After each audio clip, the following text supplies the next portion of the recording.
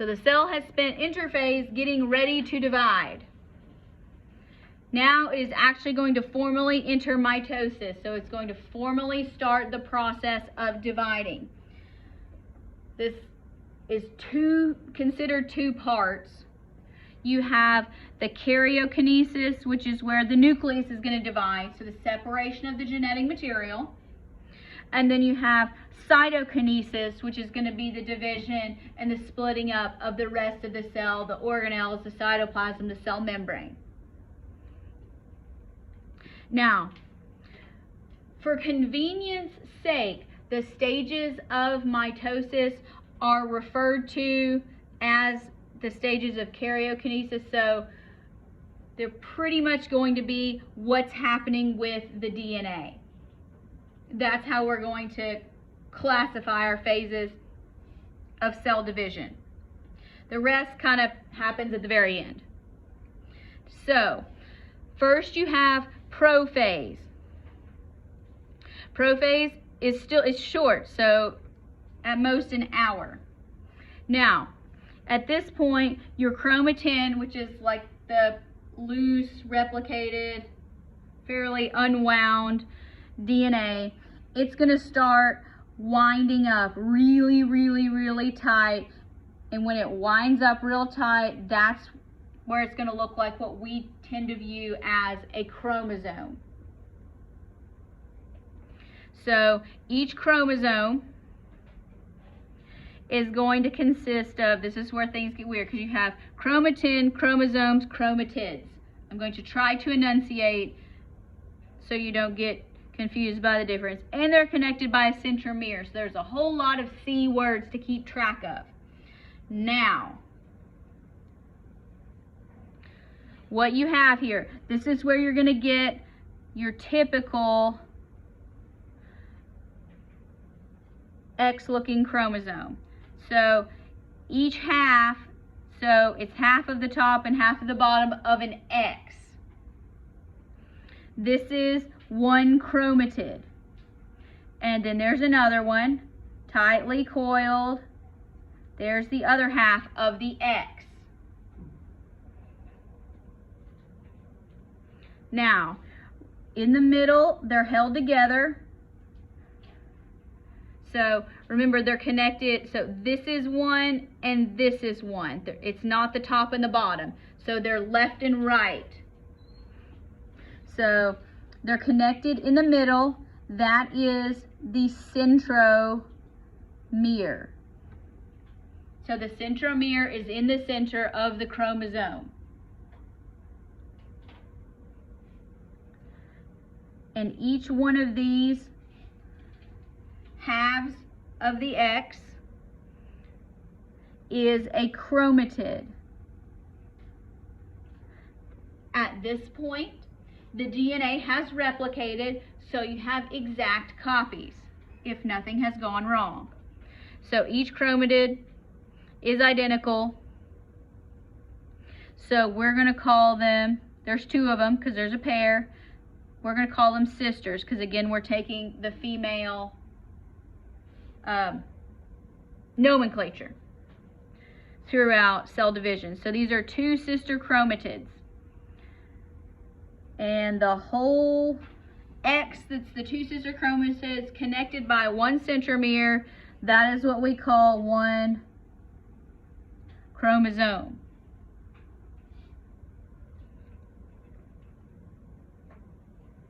All right, and again, it's going to get more confusing. I don't intend it to be confusing, but it just kind of happens that way. So, after the DNA is condensed, the nucleolus breaks down. We're not going to be making any more ribosomes. We're not going to be making any more proteins. That part is done. It's all done in interphase.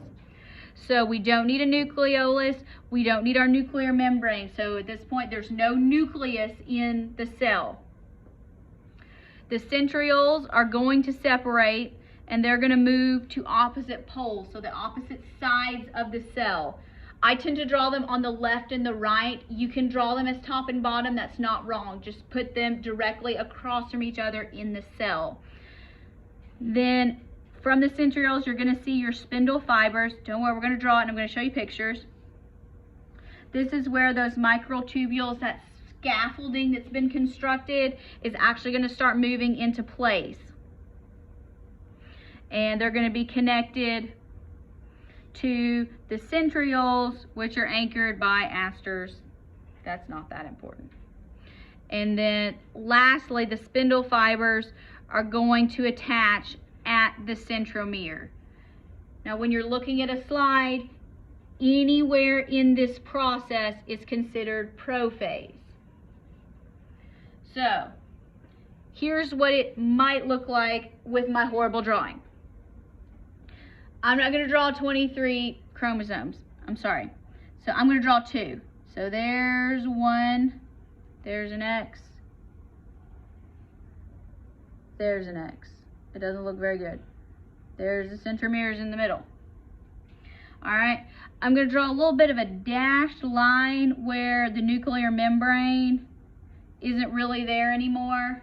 So we don't really have a nucleus. Our centromeres have moved to the edges here. So I'm going to draw them on left and right. If you choose to draw them up and down, that is perfectly acceptable. That may be how they're shown visually on a specimen. Alright, so we have no nucleolus. We're not making ribosomes. We've got our genetic material tightly wound. Our nuclear membrane is breaking down. Our centrioles are now at opposite poles. They're anchored to the cell membrane here, and they're not moving. Now your spindle fibers are going to arise from these microtubules, so you're going to start seeing some things that are going to look sort of like this. And they're ultimately going to reach all across the cell, and they're going to reach to the beginning and the middle here of these centromeres. So there's a lot of movement that's going on here and a lot of stuff that's breaking down. That's why it takes 30 to 60 minutes. Let's take a look here at what this might look like on a slide. So here we are with prophase. So our chromatin is now tightly wound, so you can actually see, if you look real close, their X's. If you can't tell yet, this is what the chromosome looks like. The left half is one chromatid, the right half is another one. So they're identical sisters, and they're connected by a centromere. They're still mostly in the middle of the cell, but you can see there's not a defined nuclear membrane anymore. And in this picture, this is fairly early on in prophase because you can't see any spindles developing at this point, but in some you can. But it's not defined in this picture. Here's a better drawing than mine. There's your centrioles. They're going to be anchored here. You can kind of see the spindle fibers that are developing, and they're going to anchor to each one of these orange/yellow dots of those chromosomes. So far, so good. After prophase, we move into metaphase. Metaphase goes real quick. 2 to 6 minutes, only one thing happens. The chromosomes line up at the equator. Where do you think the equator is? It's in the middle. Yes. So, unlike the Earth, where we have drawn our poles here on the left and right, so we're going to have our chromosomes, so these are going to be our X's. Our X's are all lined up in the middle. It does not take them long to line up. I'm trying to draw them a little bit coiled. Okay, so they're lined up in the middle. And then there you've got the spindle fibers that are going to be connecting them on each side. That's developing. So there's only one thing that happens in metaphase. Metaphase starts with an M. So does middle. That's how you remember. Metaphase. Chromosomes line up in the middle. Now, what does it look like? By somebody who's a better artist than I am. This here represents metaphase. You can see all the chromosomes are here in the middle. This here, here's your spindle fibers that are starting to reach in and connect to the middle of each of those chromosomes.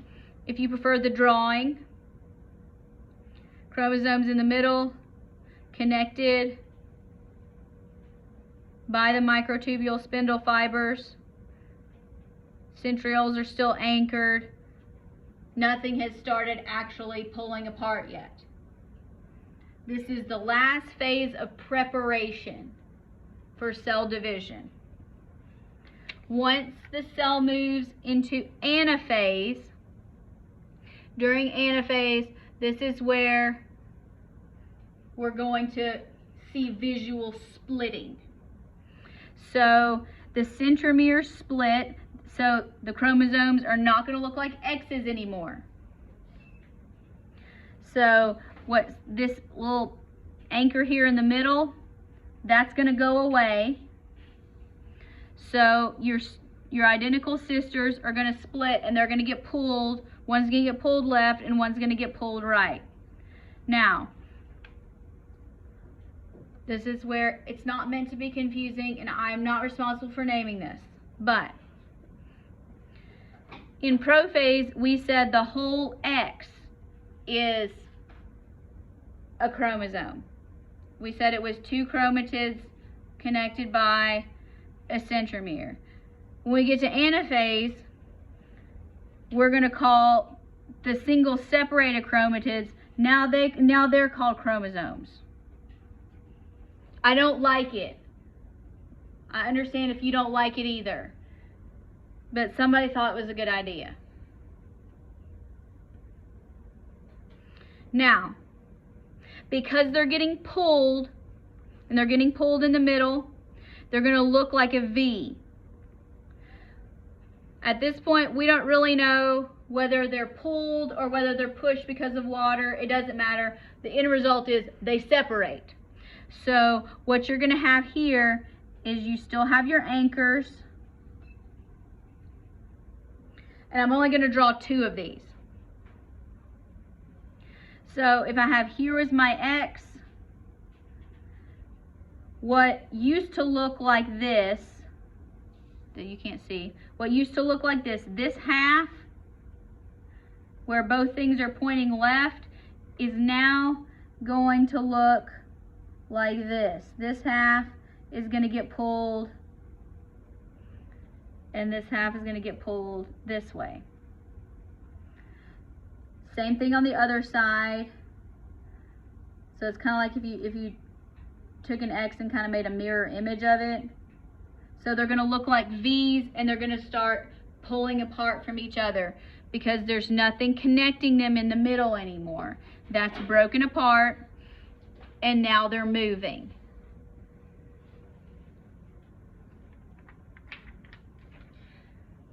This is actually my favorite visual of mitosis, and it doesn't matter if you prefer the drawing or the actual diagram of the slide. What you see here, it's much better than my drawing. You still have your centrioles still attached to the cell membrane. Here are your microtubules actually pulling them apart. So the sister chromatids are being pulled apart. So these, what's going to each side is still called a chromosome. I know.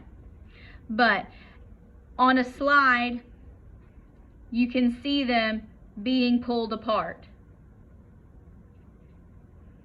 So here's all your spindles where it's anchored, getting pulled apart.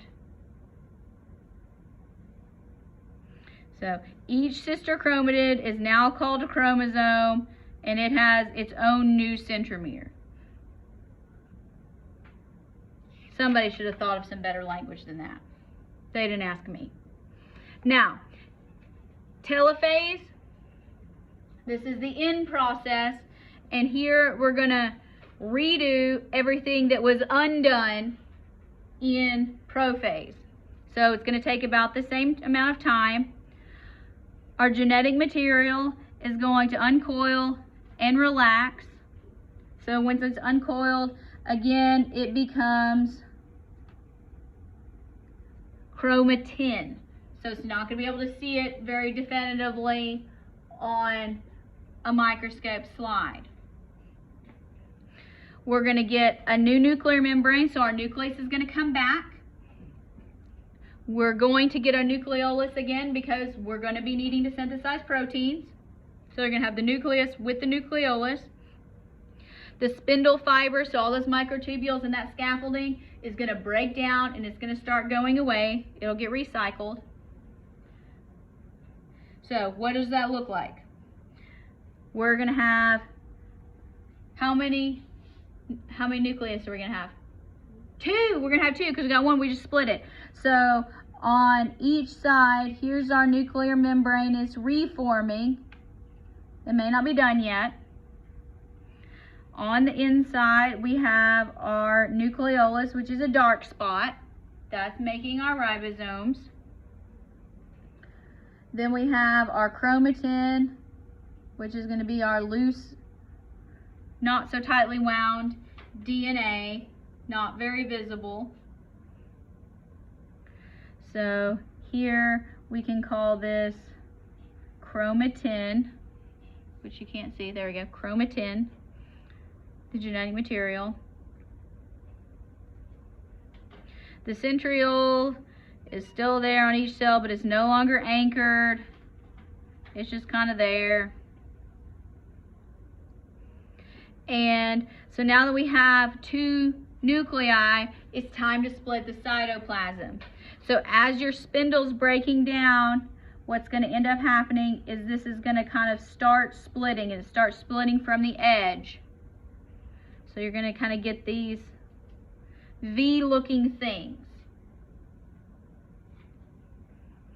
We'll go ahead and label this is the centriole. It's not going to be used again until it's time to divide again.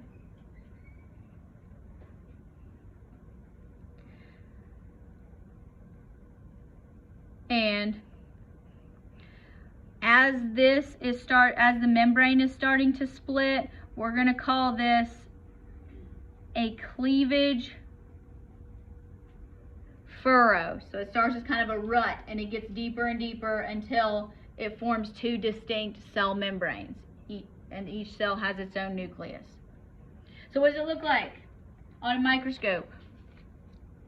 Here, make sure you can see it, there we go. You have your nucleus that's starting to form again. Your DNA, it's going to start unwinding. In this diagram, it hasn't started unwinding yet, but this is still considered telophase. The nucleolus has come back, so it's going to stain dark because you've still got some genetic material there. It's pretty tight, and it's centered in the cell. And you can see in these cells, you're starting to see them separate their membranes and their cytoplasm, but you still have your spindle there. So this is the cleavage furrow where they're going to end up pinching off.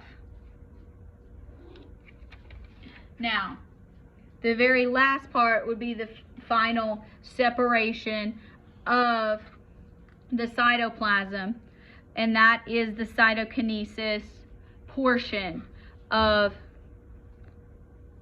the mitosis process. So cytokinesis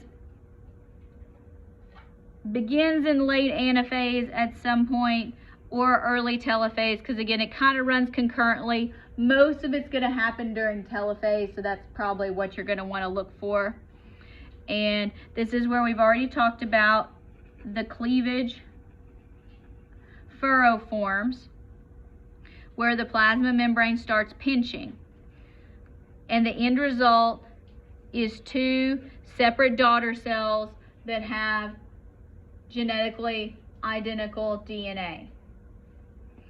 So once we have finished telophase, cytokinesis, mitosis is ending, what stage does the cell go back into?